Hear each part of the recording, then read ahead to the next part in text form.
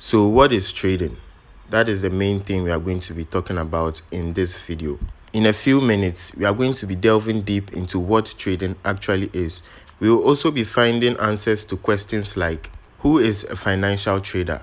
Is anyone who buys and sells online just a Forex trader, or do they have other things that they trade? So stick around and also do well to hit the like and subscribe button to have more of these videos in your feed.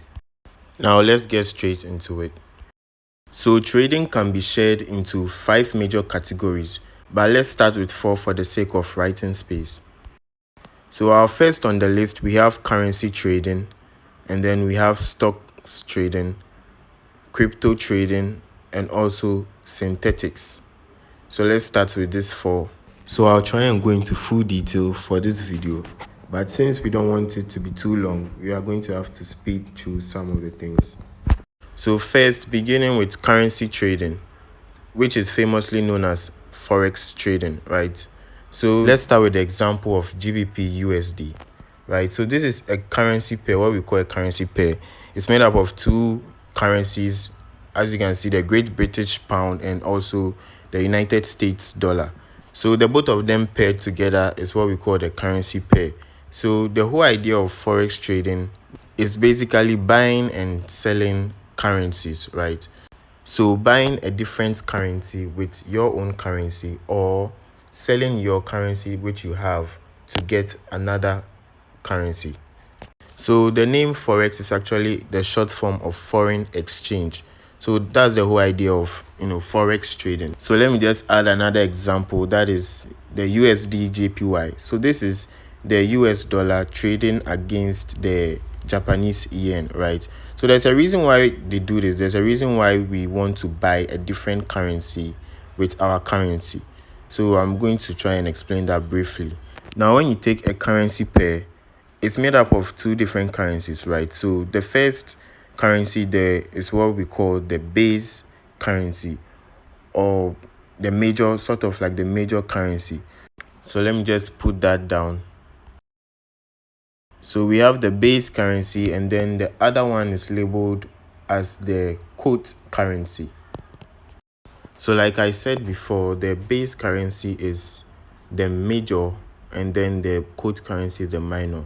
Major and minor in the sense that the quote currency is the amount required to buy the base currency, right? So in this case, GBP USD is the major currency. Also, another thing worth noting is the lot size. When we talk about lot sizes, that's actually how Forex traders make money online, right?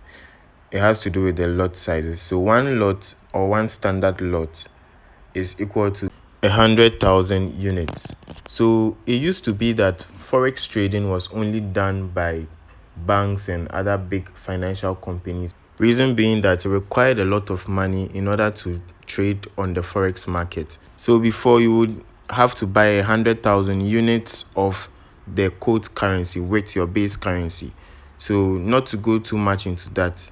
But now things have changed, right? People like you and I, who are mostly called retail traders, right, are also able to participate or engage or trade on the Forex market because of something we call leverage, right? So basically, before you can trade on the Forex market, you need a broker, and then your broker is willing to borrow you a certain amount of money, which is what the leveraging is all about, right? So assuming you have an amount of $10, right, your broker is able to sort of help you leverage that amount to $1,000 or even $10,000, which you can use to trade on the Forex market, and then it acts as that amount, right? So if you are trading with just $10 and then you are using a high leverage, then you are capable of taking trades that would require that certain amount of money which your broker borrowed you.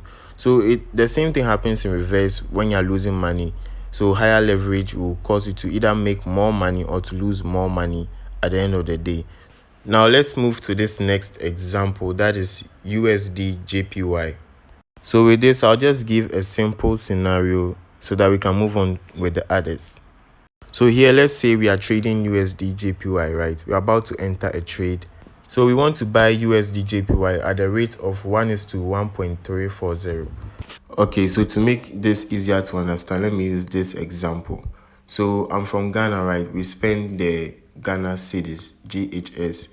So let's say that $1 is equal to 12 cedis, right? So if I buy $5 and I change it to cedis at this rate of 1:12, then that means I'll be having 60 cedis, right?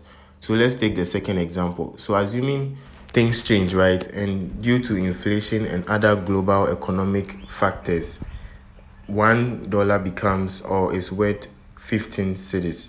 So if I still have the $5 that I bought initially, then it means that when I change that to cedis, it's no longer 60 cedis, but then 75 cedis, because the exchange rate has changed, right? So let's do a little math on that.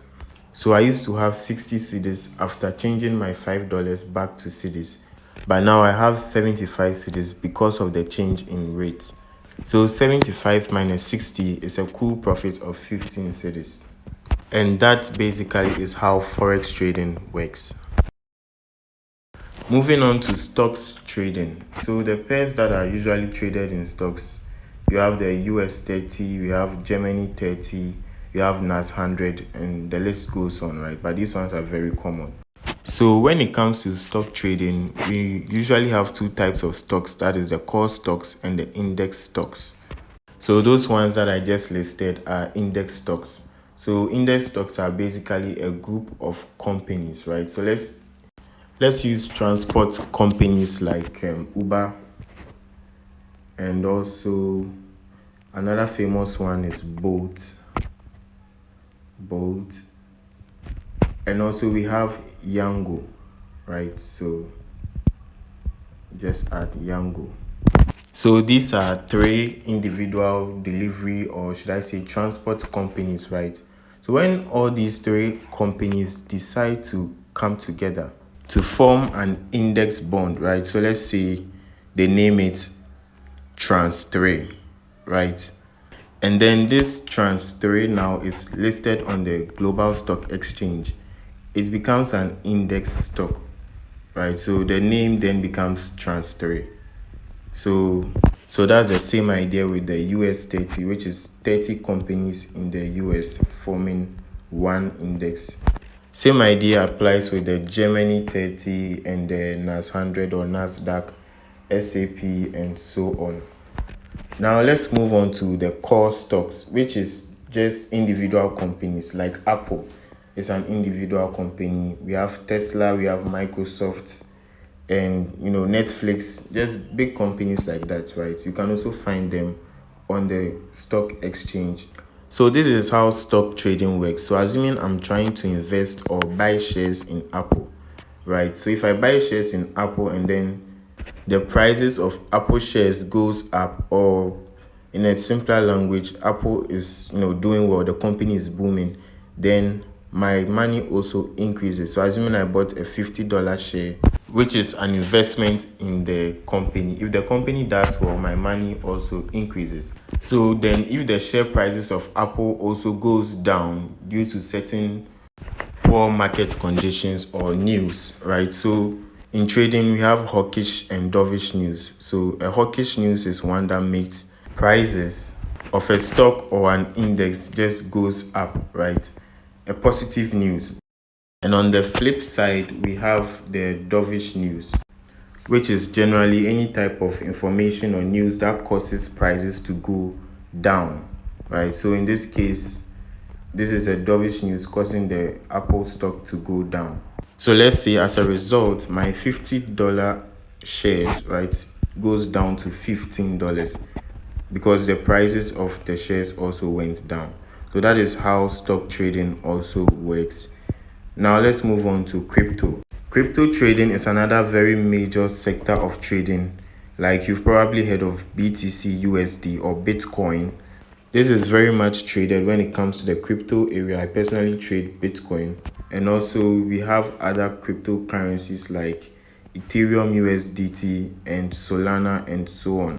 I believe we are now getting the concept of trading.